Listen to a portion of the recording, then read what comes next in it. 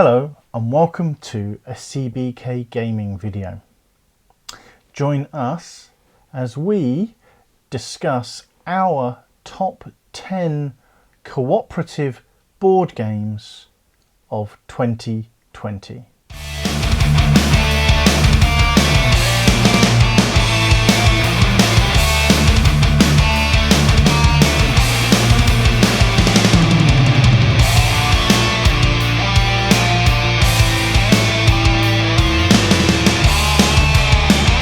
So, this is a list of our favourite 10 cooperative board games up to 2020. This is in no particular order. The first game in our list I think is a favourite amongst many people, and that's Mansions of Madness, the second edition. This is a game we have played many times and we will be playing it many times in the future. We have great fun having some friends around, dressing up in 1920s costume and taking on the role of our investigator. We enjoy this game so much we have all the expansions and little extras that you can get for it. And it really is a great fun game. It's changed because it's run by an application on the iPad or whatever device you're using that allows some level of change as you play the game. There's downloadable content, so there are extra stories that can be bought, and I really do hope that Fantasy Flight continue to add more content to this wonderful game. It really is that good. Yeah. I mean, it's one that my family, who aren't big board gamers, they're more card games, will always play Mansions. When they come round to us, they will always play Mansions of Madness. They ask for it. Yeah. The next game on our list is, I think, of no surprise to anybody who watches this channel. I absolutely love Arthurian legend and stories, sagas. So Tainted Grail hits it a home run for me. It is an absolutely fantastic game with some excellent storytelling. Really does bring that game, that theme to life for me. Yeah, it certainly does. And I mean, it's so well written that you are pulled into the story and you are living it as you play the game. I know, and you'll see a link to our review of Tainted Grail. A number of people have said it's quite a resource gathering. You have to do a lot of resource gathering to play the game and to continue. That is true. There is an element of that. I didn't mind it. I didn't find it detracted from the story and the theme at all. So I really enjoy it. Heartily recommend it if you can get a copy. I'm really looking forward to playing the extra expansions and everything else that will be turning up shortly. The third game in this list is similar to Mansions of Madness, and that is Lord of the Rings Journeys in Middle-earth. Again, I have a passion for Lord of the Rings. I think it's a fantastic novel I read when I was younger, and I think, like many of us geeks and nerds, it's something that we still love to this day. And it's quite rare to find a game that really brings that world to life, and Fantasy Flight, phenomenal job doing this. They really have captured, whether it's through the music and the sounds and effects on the app that drives this game, the writing, the cards, the artwork, they are all absolutely brilliant and really remind me of the Radio 4 play for the Lord of the Rings. And that's something I have very fond memories of, driving in the car with my parents when I was very young, listening to that story. And really does evoke that for me. And the figures are really quite nice. Yeah, the figures are lovely. Looking forward to finishing the painting of some of those. And in 2020 we got the expansion, the Shadowed Paths, and that was a really good expansion. Really added a lot of depth and a lot of extras to the game as well. And I think 2021 there's another big box release coming, so I'm really looking forward to that. Yeah, definitely. And then the next game on our list, again, no surprise to people who've watched this channel, and that's Folklore. Greenbrier Games, superb example of a fantastic group of people, dedicated, passionate and communicative, something quite a lot of other Kickstarters could do with learning. Folklore I would best describe as Call of Cthulhu role-playing and Warhammer Fantasy role-playing have a baby, and the offspring is Folklore. There is an expansion that we should have had. It was delivered early on Kickstarter, but sadly they had some problems, and outside of their control, with mould, spores and mildew on the boxes. So to be safe, they've very sadly had to destroy all the boxes, content, and we're due to get replacements very soon. I'm really looking forward to that. It's a wonderful world. Highly recommend that you look at this if you haven't already. We bought this for our friends Bear and Jane, and they play it with some of their friends, and they really enjoy it. And those actually, the players they have are T, who ran the first live role-playing that I ever attended as a teenager, and for me that's really special that he really enjoys something that we have bought, and that for me is very special, so that makes me quite happy.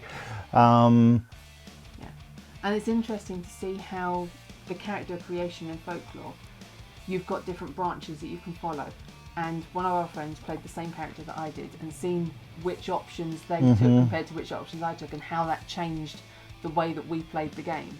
It's been really good. I think to show how passionate we are about playing this game, this was our most played game of 2020 by quite some way, over Tabletop Simulator. Yeah. So we played this with a number of friends, several different groups, and really enjoyed it. And everybody, I said, really enjoyed it, and actually they went out and bought it. In fact, Joel and I have gone out and bought the whole lot, the whole kit and caboodle, as part of the recent Kickstarter, so they'll get all that soon as well.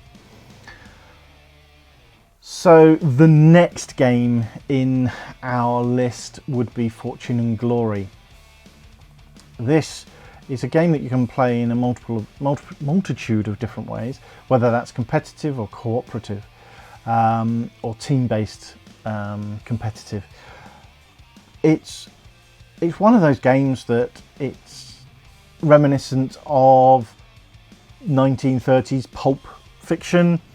You get to feel like Indiana Jones, and it really does evoke the theme that it's going for. There are a number of different enemies, from mobsters to World War II Nazis. It's a really good, fun, funny game. Yes, it's a dice thrower. Yes, you have to roll a certain number of dice to win at an objective. Some people can hate those. It has to be the right sort of game. That is the right sort of game, and it works very, very well. It's a rip-roaring adventure. It really is. And you do need to have somebody who can do a 1930s voice to do the full reporting of the game. Following that, we have a new game on this list, and that's Bloodborne. So we really enjoyed Bloodborne. You'll find our review linked. We believe that it's a great but flawed game.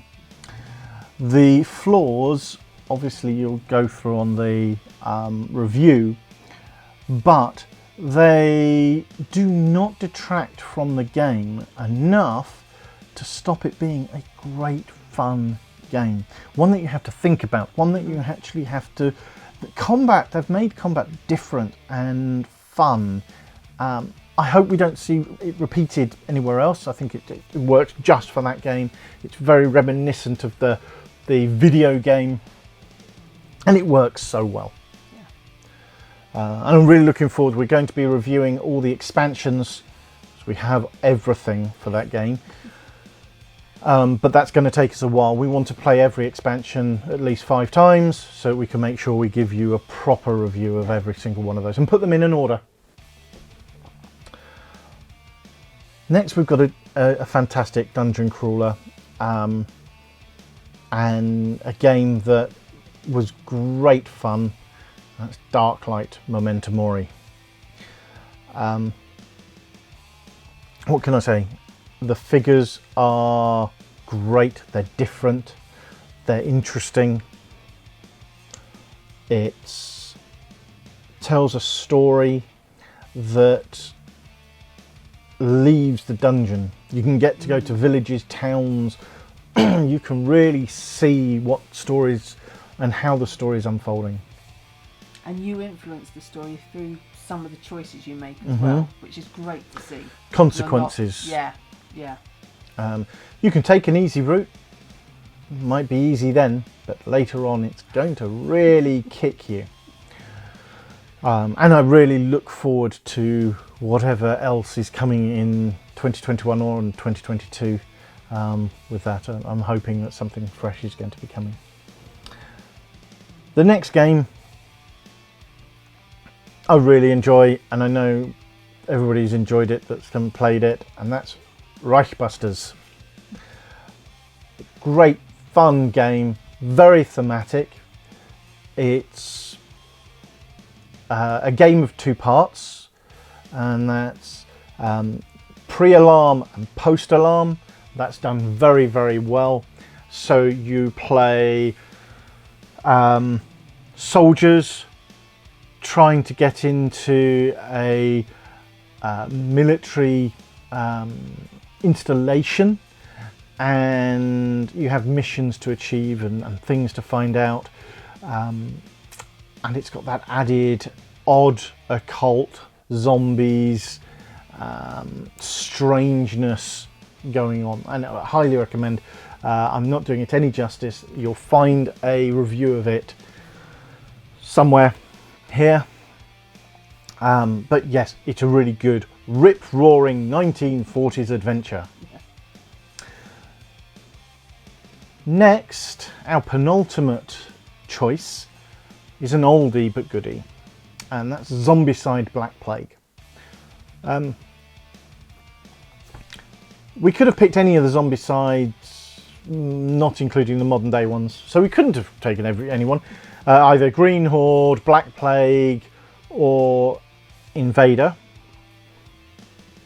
We've chosen Black Plague because that's the first one we played that we really enjoyed, and it's great fun.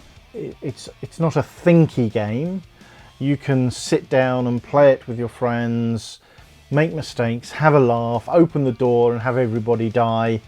Though not on your final go, Jamie.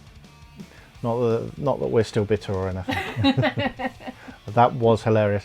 Just to quickly explain, our friend Jamie decided to open the door on the last go of the turn, spawning multiple runners that wiped us out on the final move. The very last move. One more round and we would have won. It was very funny. But it's a good fun game that it's one of the best zombie games in my opinion. Yeah. It does suffer from a glut of minis, if you look at the Kickstarter. But that's something all CMON games have in common. They have a glut of minis. But you get a lot for your money. Yeah. And talking about glut of minis, that takes us on to our last game, and that's Village Attacks. This has a lot of minis too, but it's a reminder of the computer game of my childhood, Dungeon Keeper. And we get to play the monsters and kill all the peasants and fight the peasants off and do all these rather interesting things. Miniatures are beautiful, really nicely made. Can be used for all sorts. They're fantastic for Warhammer, they're fantastic for any role-playing game. And each one is based on real folklore, mythology, and you get a bit of history with each character, which I love seeing. I love reading up on all of those. And we have all the miniatures. The boxes all look like books, and I really like that. But I know when we're talking to Adam from Grimlord Games, he said that people had made comments that they didn't like that so much. I think it's wonderful. It really looks is like nice. We've got a shelf of tomes. Yeah. Yeah. Really works. Yeah. They just needed to do it with the main box. There is our list of top 10 games up until 2020. This will obviously change in 2021, and we'll be doing this at the end of every year, reviewing what's on our list and how much it has changed. We also want to thank you, our viewers, for being entertained by us, by watching our videos. It is absolutely fantastic to us. We really enjoy making these videos. We really enjoy playing games, as you can probably see. And to have people actually engaging with us, to have people viewing our videos, it means a lot to us. So thank you from the bottom of our hearts for A, watching our videos, B, subscribing. And if you're not already subscribed, please consider following us. And if you have enjoyed this, please consider liking this video. And let's see where 2021 brings us. Certainly there'll be some issues in the first quarter, first half. I really hope that once we're past some of the vaccination, that we'll be able to start playing more board games with our friends and family and not having to resort to Tabletop Simulator. So let's look forward to 2021 and all that brings. Stay safe, and we'll see you in our next video.